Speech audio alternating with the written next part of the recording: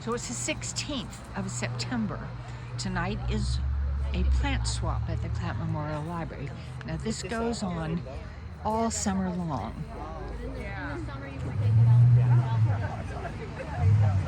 People bring what they want to give away. People take what they want to take home. All very exciting, and you've seen one of these before, so we're just showing you a bit of it before we go inside and learn about seed saving. They do a series of picks, first pick, second pick, third pick, fourth pick, so that people can take a bit of something and then step back and let other people have a chance. It's a really nice organization, and I found a way to get some ironweed from one of the ladies, so it's very exciting. My name is Marcin. I'm the reference and circulation librarian at the Clapp Memorial Library, and I'm super happy to see everyone here eager to go. I'd like to welcome Paulina Borrego. Thank you. Science and Engineering Librarian at the Science and Engineering Library at UMass. And she also is in charge of, or very intimately involved in, the Mass Aggie Seed Library. Yep. And I think we'll maybe hear a little more about that tonight. So we are very happy to welcome Paulina to the Clapp Memorial Library.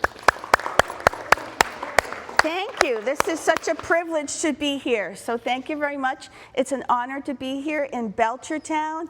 Your fair is this weekend. Don't forget about the detour on Saturday morning. All of that, right? So yes, my name is Paulina. I work at the UMass Science and Engineering Library. That's my third career. I am about to start my fourth very soon, but I haven't told anybody what that is yet. So I was a chemist for a little bit, and I hated that. And then I promised my father 6 months, and I was in the job 6 months to the day. And then I quit. And then I went back to school, became a high school chemistry teacher for 20 years, and I loved every day of doing that, and I didn't want to get grouchy. So when I was in my late 40s, I left that career and again went back to school and retooled and became a science and engineering librarian, which I have to tell you is the best job ever, because every day people come in, all these smarty pants people, and they come in and they want to know about blah, blah, blah, blah, blah, and I help them find information about blah, blah, blah, blah, blah, and I don't have to write the paper, read the paper, edit the paper, grade the paper. They just come in and I get to be like an information Sherpa, and then they leave and I get the next person comes in, and it's just, every day is just a joy. So my departments are astronomy, physics, math, polymer science, and food science, and then also the Mass Aggie Seed Library. So for those people who don't know, okay, so who here has been to the Mass Aggie Seed Library? It's a great resource for you. So let me tell you a little bit about that before we continue. So the Mass Aggie Seed Library, every year we give out about anywhere between like 1,000 and 1,500 packets of organic, open pollinated heirloom seeds. So and that's a lot of seeds. So I got to tell you about seeds and how you can save seeds, because I want you to help me save seeds for this library.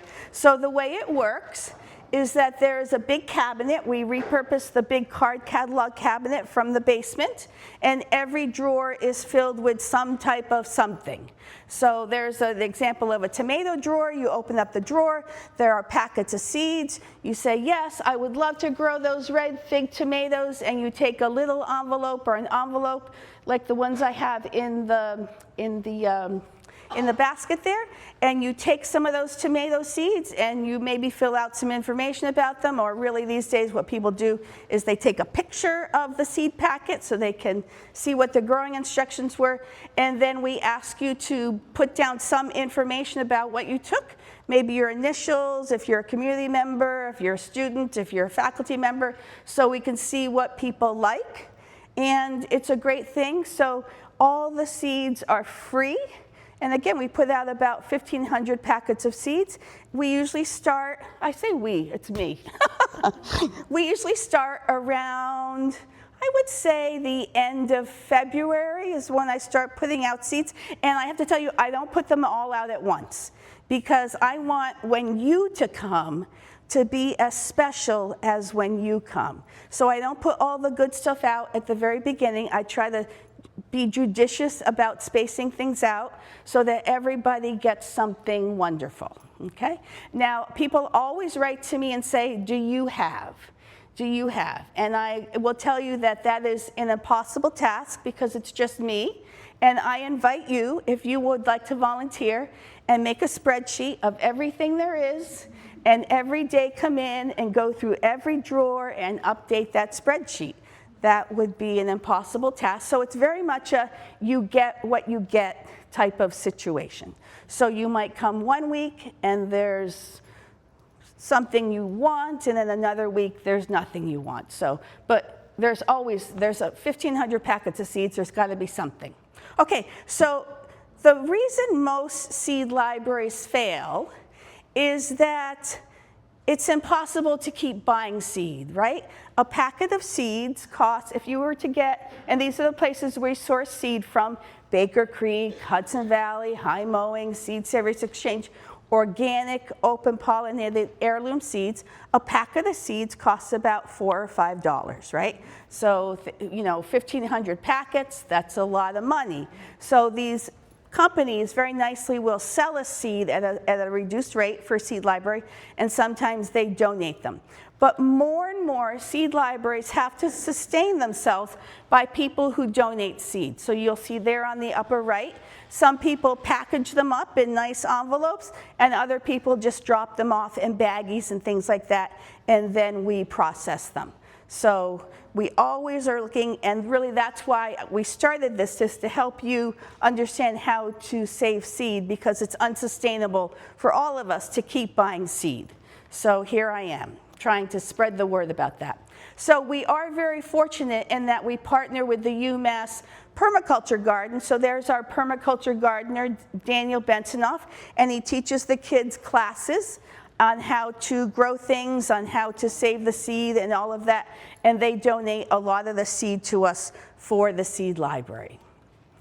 Now, not all seeds are created equal, so this is a handout that kind of tells you a little bit about the different types of words that you'll hear associated with seed. So GMO seed, what does GMO mean?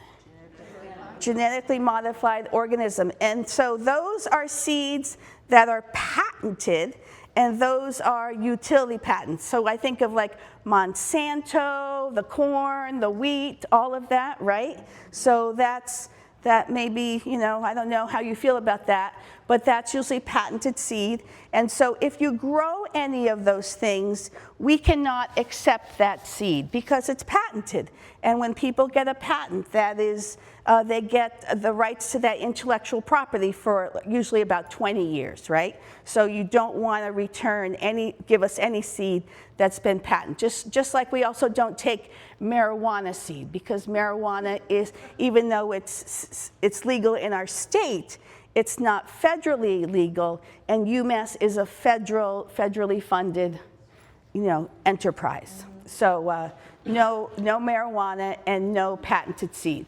You might hear hybrid seed, heirloom seed, organic seed, and just a few years ago we started to give out native seeds. So we bought some seeds from the Maine Native Seed Project, I forget what the name of it is, and so those are very different type of seeds. We keep those in the refrigerator, and starting those seeds is a whole other thing that I'm not that type of gardener. Okay, so the why of seed saving, why save seeds? And there are so many different reasons why people save seed. The first one is that seed can be expensive. So I don't know if any of you follow this woman, Erin, in Scasquat Valley out in Washington State, but a packet of zinnia seeds is $20, right? You get 50 seeds for $20. She is a hot ticket, let me tell you, the Floret Farm. Those seeds, when her website goes up, there's like a countdown of how many, like 10 minutes till the seeds go on sale, and they will sell out in seconds. It's very competitive. Yeah. You didn't know, did you? Right? So that zinnia unicorn mix, that sold out just in a few minutes, And look at how beautiful those zinnias are. She really is a master of flower farming and all of that. So one year I was lucky enough to win the lottery and buy some of those seeds. So $20 for 50 seeds. Oh my gosh, that better come up, right? They're so precious. And so I grew those dahlias, and I knew I didn't want to have to buy that seed again, so I taught myself how to save these zinnia seeds. So I did bring, look at, they look so sad right now, but I did cut some zinnias before I came. Look, it's so sad. So do people know how to save zinnia seed? No. Oh, yes, good. Yes. Because I have a lot of them. Yes, so look at your, every petal has a seed on the end. Got a little bit green. Yes. Like, at what point do you? Oh, we'll talk about that. Yes, yes, yes. But you should each pull out a little petal. Yeah. Here, I'm going to give this to you. You take it, and you take a petal. Look at little. They're so sad looking now, but right? You've done it, right? The little. Yeah, but little, I dry them. Oh yeah. I just want people to see. Thing. I cut it. Yes, you have to dry them. When they're dry, I peel them one. Yes. Shape them in little envelopes. Yes. So you save seed because, I didn't want to have to buy that again. And so I, save the seed, grow, and repeat. You can do it over and over again. And really, I choose the ones that are most spectacular with the traits that I want to continue, right? The ones that I didn't like, I kind of let those go. I cut them, I give them away. But the traits that I love, those are the things that I really want to save the seed from. Just like when you eat something like a tomato or a cucumber and you love it, or squash, you want to save the seeds from that particular item. So a little bit of it is cost saving, right? But then there are other reasons why we want to start saving seed. And this talks about, and I'm going to have to put, when I send him the slides, I'm going to have to put the citation for this, right?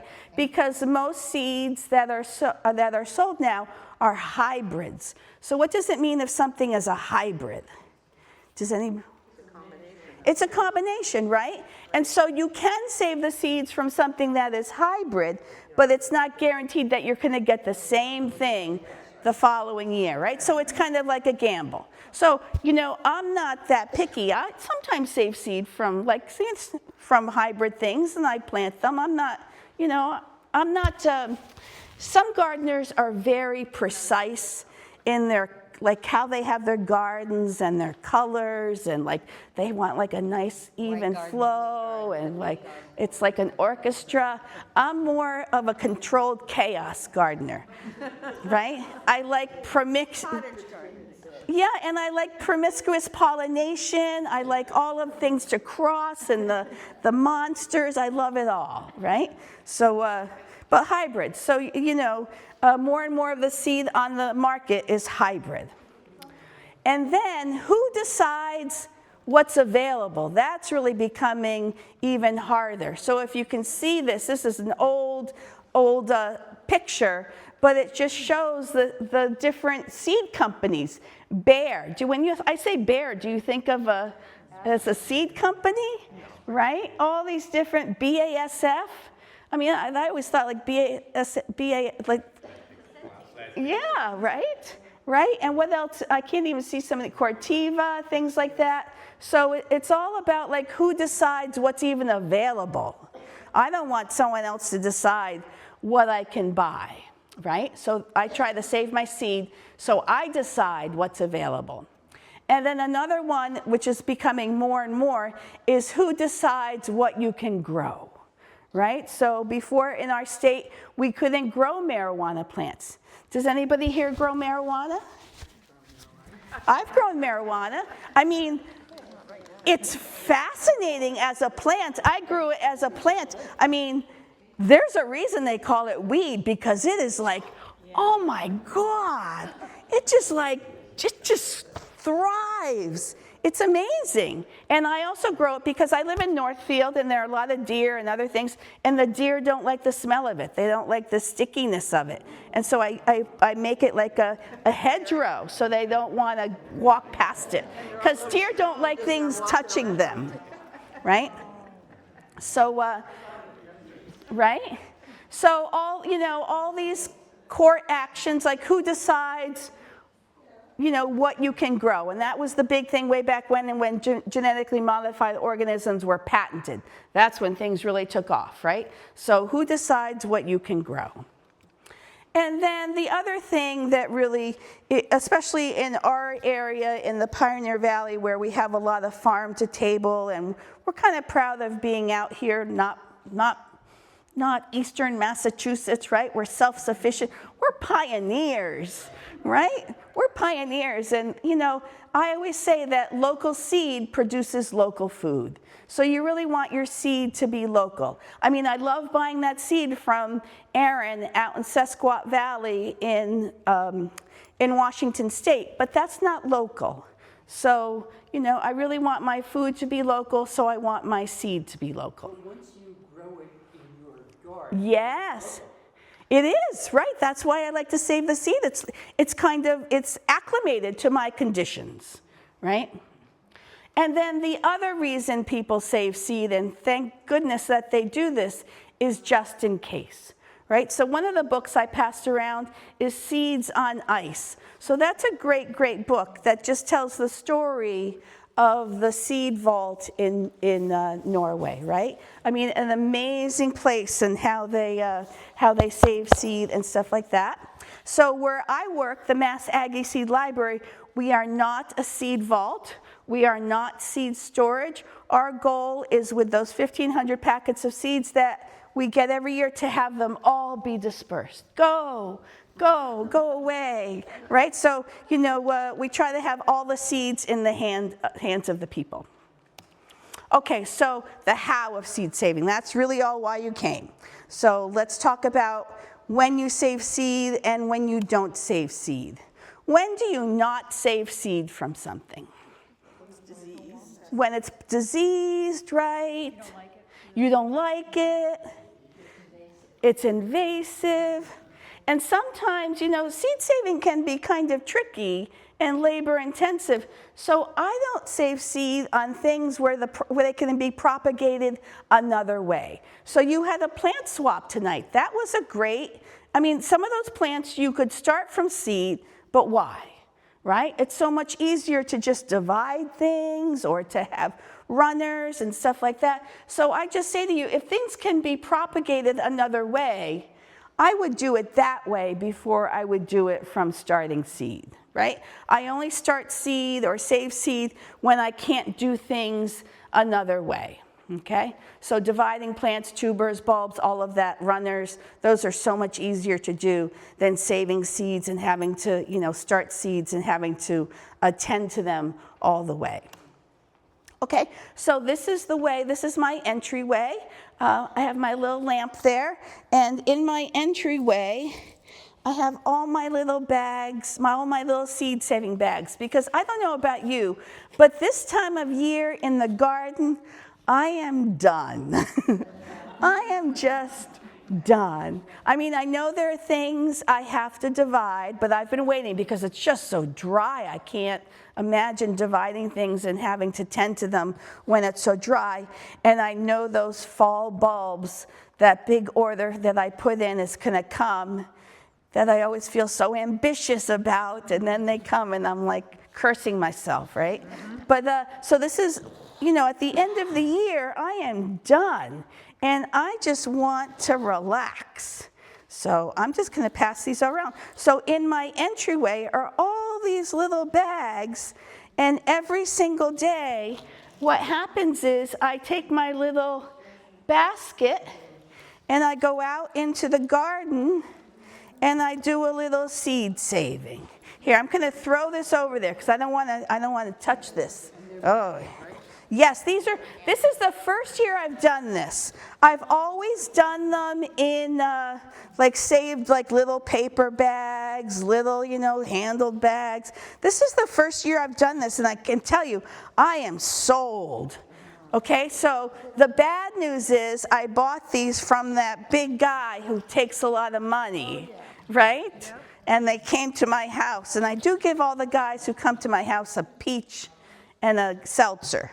But, you know, I don't feel good about buying these bags, but my thing is I'm going to use them every single year. I'm going to use them every year until they wear out. And this way they don't mold.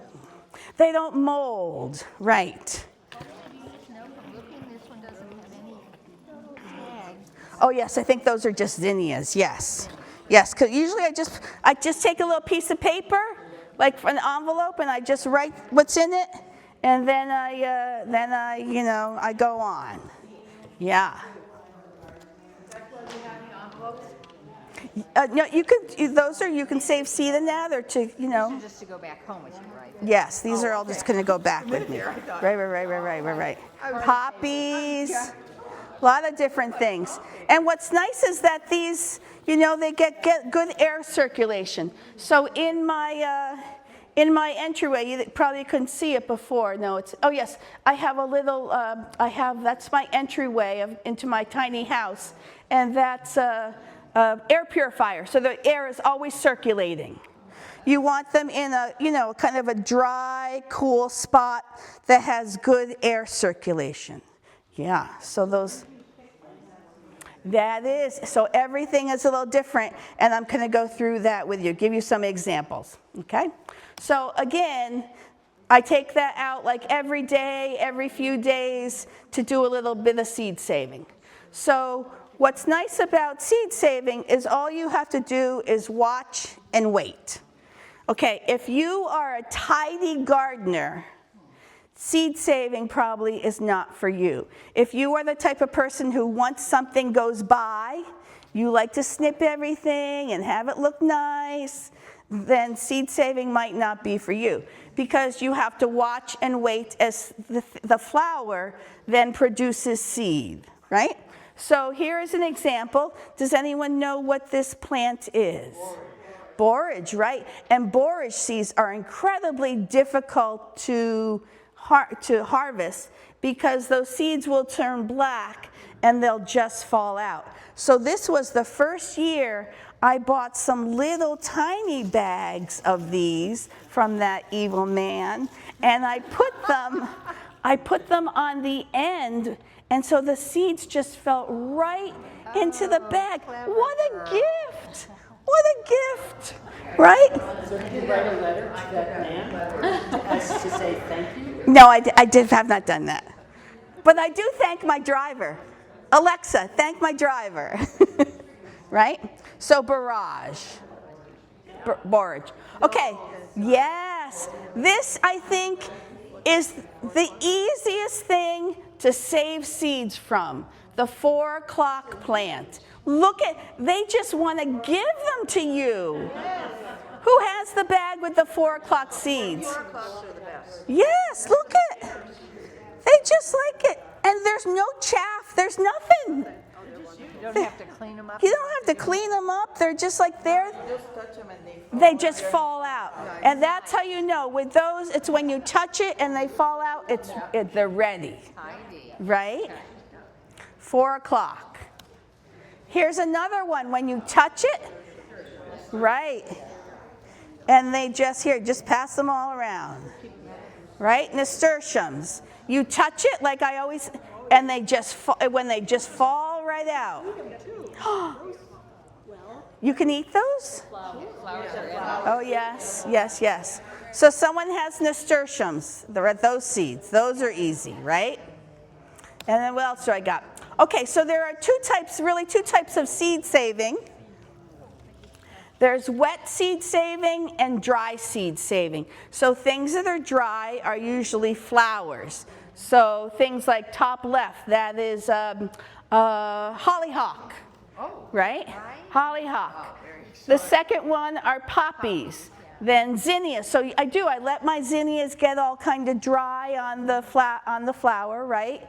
And then the bottom left, those are cosmos, right? And then I have some morning glories. And then there's some blue wheat that I saved the seed from that. And then on the right-hand side is wet seed saving. So things like tomatoes and squash, cucumbers, things like that. Pumpkin seeds, things like that. So one of the things I did to help people understand how to save seed, because that's the whole goal, is I made these little seed saving cards, right? So here, who here grows cosmos? Oh, okay, so I'm just gonna, right? So I made these little cards, and I'm just gonna pass them around a few. You just keep it if you, right? You just keep them if you want them. So I just made these little recipe cards. So what I had to do, and this was labor intensive, so I had to, start the seed, to plant the seed, to take the picture, to make the card, to right? So this took a while to do these. I try to do 10 every year of different plants. Okay, so that's cosmos. Oh, now we're on to poppies. Who did that? Did it switch by itself? No, it was there. It was there. Oh. Thank you. Oh. Okay, so who grows? These are, this is being taped, right? Yep. These are magic poppies. Oh. Poppies. The red ones are the magic I poppies. cannot. Poppies. Oh, I can tell you my secrets. Well, I'd love to. Poppies. Poppies are great. On the back of the poppy card, oh, that's the last poppy card. You guys, no, I have more.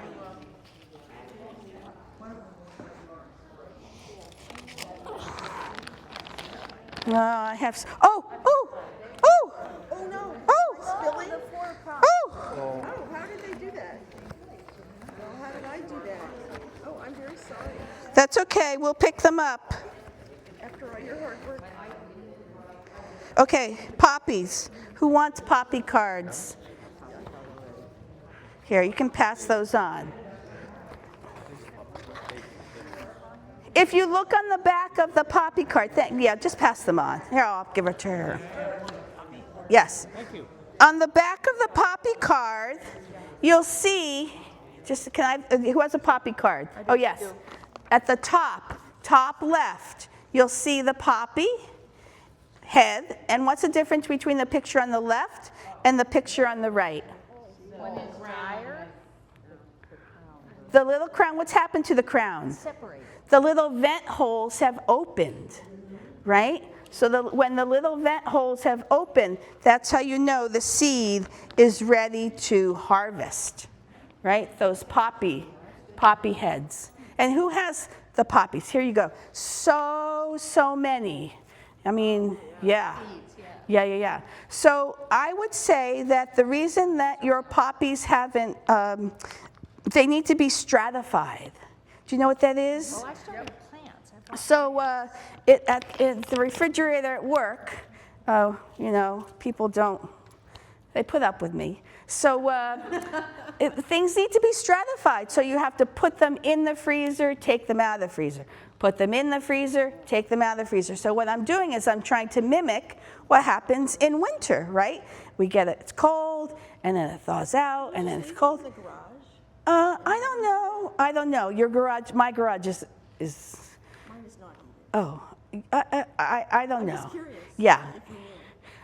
I would say experiment, right? Everything's an experiment. Well, that's not good, right? So they need to be stratified. Winter sowing. Do you do those milk jugs? I did. People, First time last people love that, right? Yep, Lauren's grape. Yeah. And I got 4 plants out of it, and all 4 plants survived and Oh, were transplanted, which is my brother Yeah. a miracle right. because he can't transplant them. Yeah, some things do not like to be transplanted, and poppies do not, right. And also poppies do not like to compete. So where I plant my poppies, these annual poppies, I make sure that there is nothing. They don't compete with anything, nothing. No mulch, no grass clippings, not a weed, nothing. So usually where I'm gonna plant my poppies at this time of year, what I'll do is I will put down like boards, so that when I lift them off usually around the February, Valentine's Day, I'll lift the boards off and it's still cold outside, and that's when I'll sprinkle my seeds. And I always make a mixture of white sand and the seeds so I can see, and I put it in a salt shaker so I can see where they're going, right? Sow the seed on snow, Yes, you can sow the seed on snow. and then when the snow melts, Right, right. But you need to mimic that stratification process, right? Okay, so here's the zinnia one. And I'm just going to leave all these cards, and I'll put them all out. You can take whatever you want. But like, again, I had to grow the thing, to take the pictures, to make the card, to show you how to save little, these zinnia seeds. And I tried to make them as simple as possible. So seed saving can be much more complex. We'll talk about that at the very end. But I just tried to make it as simple as possible because, I work at an academic institution with people who like to problematize everything. Let's make it as complicated as possible. I always say, let's just try it, and if it doesn't work, we can kind of alter it as we go. But some people like to have everything planned out. That's not me. So I'd rather just do it. Okay, so those were all like wet. Those were dry, right? Dry method. Things need to dry out, stuff like that. So here is the wet method, and this is what I'm doing at this time of year, right? I'm finding tomatoes that were the tastiest tomatoes, and taking a few of them, and I put them in a jar with some water, and again, you have to wait and be patient, which is great because I'm tired at this time of year, right? And the tomatoes will ferment, they'll burst, and they ferment, and so then I keep them on my windowsill, my northern windowsill, and they'll ferment, and then what'll happen is I'll just decant it, some of the, the skin and the pulpy stuff, and then I'll keep doing that over and over a course of like a few weeks. And so finally I get a bunch of seeds it's just the seeds, and the ones that float, you don't want, the floaters, right? Those probably aren't mature. Just like when I passed around that zinnia flower, those seeds were not mature, right? They need to dry out and mature and be nice and plump and everything. And then you just let them dry, and you've got tomato seeds for the rest of, your lifetime. well, the tomatoes, they're ripe when the Yes. and so the seed is probably ripe. The seed is mature, right? The squashes and the cucumbers, you don't eat when the seed's ripe, so you have to let them. Well, it depends. Like squash, those squash, they're pretty mature. I don't need to let it kind of go past. It doesn't need to, like I know like at this time of year, I've got some zucchini that are like baseballs, right? I'm letting those kind of really mature, and I've got some cucumbers that are like big, but squash, I've never had trouble like just picking the squash seeds and having them be okay, right? I don't know. Again, like I put them in a jar, I let them ferment. The floaters I don't keep, right? Maybe that's the thing that I've been doing well. And then I dry them, and I've got squash for the rest of humanity, right? How many squash do you need? Holly, I have a question about squash. Sure. I've saved squash seeds, I've planted them, but then I get this like weird. Oh, yes. Right, because they cross-pollinated. So, these seed-saving cards, I try to make it as simple as possible, but again, simple isn't the end of the story, and I do respect those people who want to problematize things because it is much more complicated, right? So those things have probably cross-pollinated with something else. So you could do that.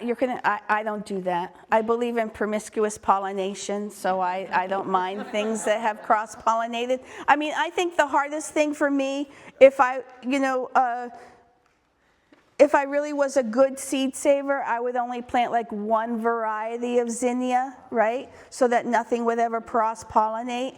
And that to me is really hard. I don't like to do that. I like to have it all. So in the seed library, when people return seed, right? If any of you have a return envelope, one of those envelopes that said Mass Aggie Seed Library. I think the coin envelope ones, the bigger ones, it says, or maybe I didn't put that on those envelopes, but it says what confidence in seed purity. Yes, no, or maybe we just put yes and unsure, right?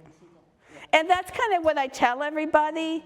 You know, if you want, like those unicorn zinnias that Erin grows out in Sasquatch Valley for $20, you should probably buy those. But if you're willing to get like the knockoff ones that I grew, then maybe that's okay with you. So that is, that is kind of the story of the seed library, right? So we want to teach people to return seed, and maybe the first year you just watch and wait, and then maybe you get more curious about things or cross-pollinating, what can I do? So it's all, it's all a journey of like education about certain different things. So there's, how are things being pollinated? So the squash, I'd have to look up how are those squash being pollinated? Am I going to put the bag over the flowers and pollinate them themselves?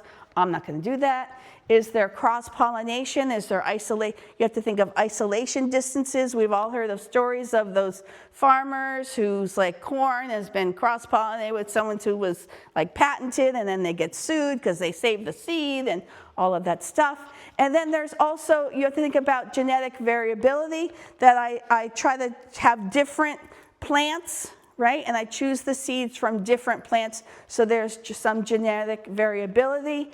And then, you want to have the seeds be mature when you harvest them, and then really seed storage. So you want to store things, I don't store things in plastic bags because I don't want them to get moldy. You want to make sure that things are dry.